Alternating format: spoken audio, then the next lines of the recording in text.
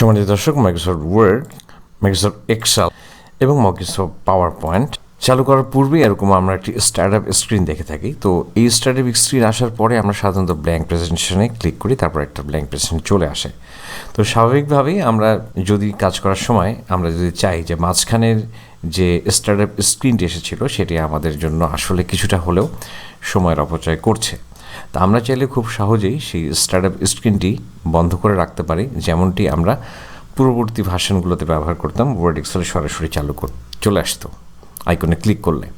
তো সেই কাজটি খুবই সহজ আমি করে দেখাচ্ছি। ফাইল থেকে আমরা চলে যাব অপশনস, এবং অপশনস থেকে নিচের দিকে স্ক্রল করুন, জেনারেল ট্যাবে ক্লিক করা অবস্থায় এখানে দেখুন show the start screen when this application starts.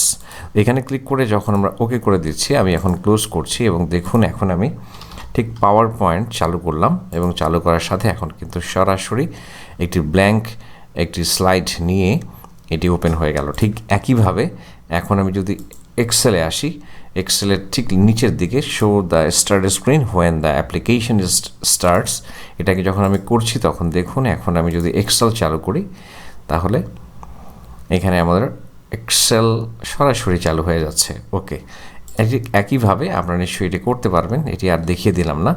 একইভাবে আপনি মাইক্রোসফট ওয়ার্ডেও করতে পারবেন। তো কম্পিউটারে আসলে এই গুরুত্বপূর্ণ এরকম ট্রিক্স সহ বিভিন্ন টিউটোরিয়াল পেতে আমাদের চ্যানেলটি যদি আপনি এখনও সাবস্ক্রাইব করে না থাকেন তাহলে সাবস্ক্রাইব করে পাশে থাকার জন্য বিনীত অনুরোধ করছি, এবং এতক্ষণ ভিডিওটি দেখার জন্য আপনাকে কৃতজ্ঞতা জ্ঞাপন করে পরবর্তী ভিডিও দেখার আমন্ত্রণ জানিয়ে এখানে শেষ করছি। খুব ভালো থাকবেন।